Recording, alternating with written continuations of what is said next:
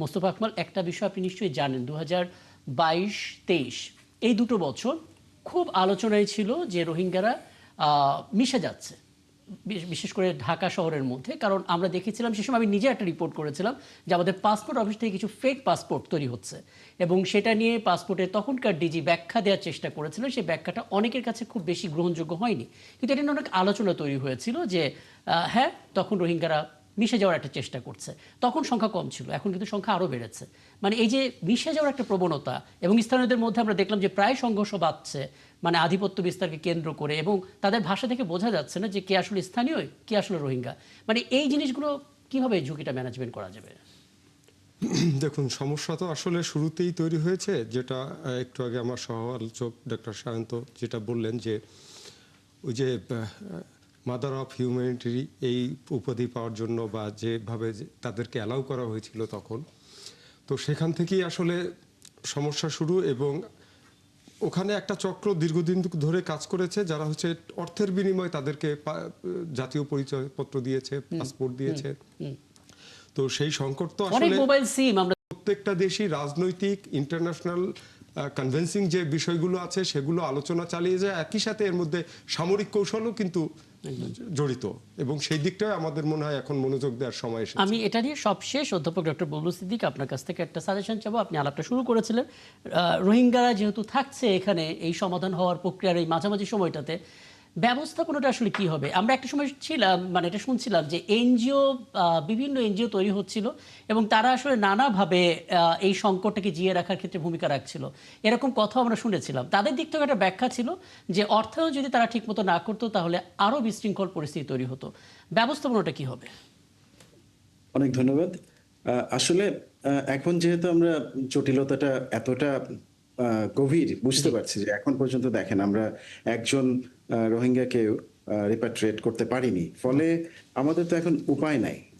উপায় নাই, ফলে আমাদের যেটা হচ্ছে যে আমাদের তহবিল ক্রমাগতভাবে কমে আসছে। আমরা দেখি যে ম্যানেজ করতে পারছি না, তাই না? তাদের যতটুকু সুযোগ সুবিধা দেওয়া, সেটা আমাদের প্রতি বছর ঘাটতি থাকছে তহবিলের। ফলে একটা জায়গায় আমাদের খুব গুরুত্ব দিতে হবে, যেটা হচ্ছে যে তাদের তহবিল সংকটের যে বিষয়টা বাংলাদেশ ফেস করছে, সেটা যেন আন্তর্জাতিক মহল থেকে আমরা পেতে পারি।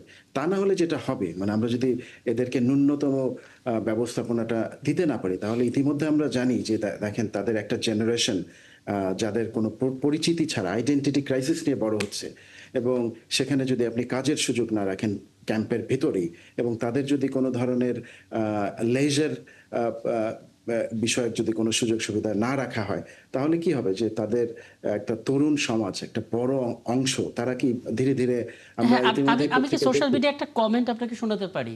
একজন, মানে অনেকে তো অনেক ধরনের কমেন্ট করে, কিছু কিছু কমেন্টগুলো আসলে সত্যি উত্তর দেওয়ার দাবি রাখে। যেমন একজন বলছিলেন যে রোহিঙ্গাদের সংখ্যা যে পরিমাণ বাড়ছে, ওইখানকার নিরাপত্তার জন্য যারা আসলে নিয়োজিত রয়েছেন, সেটা সেনাবাহিনী হতে পারে, সেটা পুলিশ হতে পারে, বা অন্যান্য আইনশৃঙ্খলা বাহিনী, তাদের সংখ্যা তো ওইভাবে বাড়ছে না। তাহলে আসলে নিরাপত্তা ব্যাপারটা কতটা মাথা ব্যথা হয়ে যাবে, এটা অনেকে জানতে চাইছিলেন। জি, অবশ্যই নিরাপত্তার বিষয়টা তো জড়িত। যেটা আমি বলতে চাচ্ছিলাম সেটা হচ্ছে, দেখেন এই ঝুঁকিটা বাড়বে কোথায়? এই তরুণ সমাজের মধ্যে কিন্তু মাদকের ইতিমধ্যে আমরা দেখতে পাচ্ছি যে মাদকের একটা বড় প্রভাব সেখানে আছে। মানব পাচার বেড়ে যাচ্ছে। এছাড়াও বিভিন্ন ধরনের সন্ত্রাসী কর্মকাণ্ডের ঝুঁকিও বেড়ে যাচ্ছে, যেটা আমাদের স্থানীয় নিরাপত্তা ঝুঁকির মধ্যে আমরা রয়েছি। ফলে আপনি দেখবেন যে স্থানীয়দের সাথে রোহিঙ্গা কমিউনিটির অনেকের দ্বন্দ্ব তৈরি হচ্ছে, এক ধরনের টেনশন তৈরি হচ্ছে। ফলে আমাদের এই যদিও আমরা কাঁটাতারের মতো একটা ফেন্সিং এর ব্যবস্থা আছে সেখানে, কিন্তু আপনি যেটা বললেন বা কমেন্টে যেটা আসলো, যে আসলে আমাদের লোকবল ততটা আছে কিনা। একদম। ফলে তাদেরকে যদি প্রোডাক্টিভ একটা খাতে আমরা এই অল্প সময়ের জন্য নিয়োজিত করতে না পারি, তাহলে তাদের এই ঝুঁকিটা বাড়বে। ফলে এমন একটা স্কিল ট্রেনিং এর ব্যবস্থা করা যায় কিনা, যারা এনজিও কাজ করছেন সরকারি মহলের মধ্য দিয়ে, সহযোগিতার মধ্য দিয়ে, যাতে করে এই স্কিলটা যদি কখনো তারা নিজ দেশে ফেরত যেতে পারে, তারা ব্যবহার করতে পারবে। আরেকটা শেষ যে বিষয়টা আমি বলবো, যে আসলে বাংলাদেশের উচিত হবে একটা হোলিস্টিক দৃষ্টিতে জায়গা থেকে আসলে তাদের একটা, আমাদের একটা লং টার্ম প্ল্যানিং রাখা। আমরা গত 9 বছরে আসলে রোহিঙ্গাদেরকে নিয়ে একটা কংক্রিট কোনো প্ল্যানিং দেখিনি। ফলে এই বিষয়ে কোনো পলিসি আমাদের সামনে নেই। একটা শর্ট টার্ম প্ল্যানিং কি হতে পারে এবং লং টার্ম প্ল্যানিংটা কি হতে পারে, সেই বিষয়গুলোকে মাথায় রেখে যদি আমরা একটা কর্মপরিকল্পনা সাজাই, তাহলে আমরা আসলে বিভিন্ন ধরনের সম্ভাবনাকে মাথায় দেখা রেখে যাক, মানে এই সরকার যেহেতু 6 মাস পার করলো, তারা তাদের দিক থেকে কোনো এসওপি দেয় কিনা, তাদের কর্মপরিকল্পনা দেয় কিনা, সেই অ্যাকশন প্ল্যান নিয়ে নিশ্চয়ই আমরা আলাপ করার চেষ্টা করব। সবশেষ ছোট করে একটা মন্তব্য করবেন ডক্টর ফয়সাল পারভেজ। আমরা তো বলছি বিভিন্ন দেশের কথা, যাদের সঙ্গেও একটা আলোচনার সুযোগ রয়েছে, আমরা চীন, ভারত, যুক্তরাষ্ট্র কিংবা আসিয়ানভুক্ত দেশের কথা বলছি, কিন্তু আমরা কি জানি তাদের মনোভাবটা কি? তারা আদৌ চায় কিনা, রোহিঙ্গা ব্যাপারটা নিয়ে তারা ভাবছে কিনা, বা আমাদের সংকট ফিল করতে পারছে কিনা? দেখেন, আন্তর্জাতিক রাজনীতি হলো সেলফ সিকিউরিটি, সেলফ ইন্টারেস্টের বিষয়।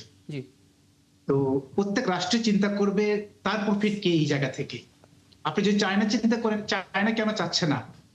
কারণ হলো চায়না একটি নিরাপদ চাই, কারণ হলো চায়না এখানে একটা ইকোনমিক জোন করতে চায়, একটা করিডোর করতে চায়। ইউএস এর এখানে লাভটা কি? ইউএস যদি এখানে আপনার আরাকান আর্মিকে আরো বেশি অ্যাক্টিভ করতে পারে, এই মায়ানমার জান্তাদের বিরুদ্ধে তারা একটা ভালো অবস্থান তৈরি করতে, তারা একটা রাষ্ট্রে একটা অবস্থান তৈরি করতে পারবে। জি, তো স্বাভাবিকভাবে প্রত্যেকের স্বার্থের জায়গাটা চিন্তা করছে। বাট এরপরেও কিন্তু বাংলাদেশ গভর্নমেন্ট তার কূটনৈতিক প্রচেষ্টার মাধ্যমে কিন্তু এটা একটা সমাধানে, পুরোপুরি সমাধান না নিয়ে আসলেও একটা কৌশলগত সমাধান করতে পারে। যেখানে এখানে আপনার ধরেন চায়না বাংলাদেশের সাথে একটা করিডোর করতে চায়, একটা ট্রানজিটের একটা ইয়া হবে, রাস্তা হবে, এটা আলোচনা করছে। এটা কিন্তু আমি এই জায়গা থেকে কিন্তু এই ইস্যুটাকে আমি ব্যবহার করতে পারি। আপনার মিয়ানমারের এখানে আপনার ইউএস এর পক্ষ থেকে কিন্তু সবসময় পজিটিভ কথা বলা হচ্ছে, জাতিসংঘের পথে বলা হচ্ছে, তাদেরকে কিন্তু এই সমস্যার সমাধানের জন্য আমরা ব্যবহার করতে পারি। বাট এটা ডিপেন্ড করে বাংলাদেশ সরকারের উপরে। আমি আরেকটা কথা বলেছিলাম, দেখেন দুনিয়াতে কিন্তু অনেক রাষ্ট্র কিন্তু তার নিরাপত্তার কথা চিন্তা করে এটার জন্য কিন্তু ইকোনমি আপনার সিকিউরিটি জোন তৈরি করেছে। কারণ আপনি দেখেন যে যুবকরা এখানে বড় হচ্ছে, আমি অনেক আরাকানি ছাত্র পেয়েছি, রোহিঙ্গা ছাত্র পেয়েছি, যারা পিএইচডি করতেছে, মাস্টার শেষ করেছে, জি, তাদের পরিবার সদস্যদের হারিয়েছে, খুব ভালো ফ্যামিলির সন্তান, যারা তার নিজের সন্তানরা মারা গেছে 2017 সালে। তো এই যুবকেরা চায় যে কোনো মূল্যে বাংলাদেশ থেকে বের হতে চায়। আর একটা অংশ আছে যারা পড়াশোনা করতে পারছে না, স্কিল হতে পারছে না, এদের কিন্তু অনেকে পথভ্রষ্ট হয়ে যাবে। আর এই যে আরসা তৈরি হচ্ছে কিভাবে, একদম। আমরা আসলে সংকটগুলো নিয়ে না হয় পরে আলাপ করবো, কিন্তু আমরা আসলে সমাধানের পথগুলো খুঁজছিলাম, খুব চমৎকার করে সেগুলো পাওয়া গেল।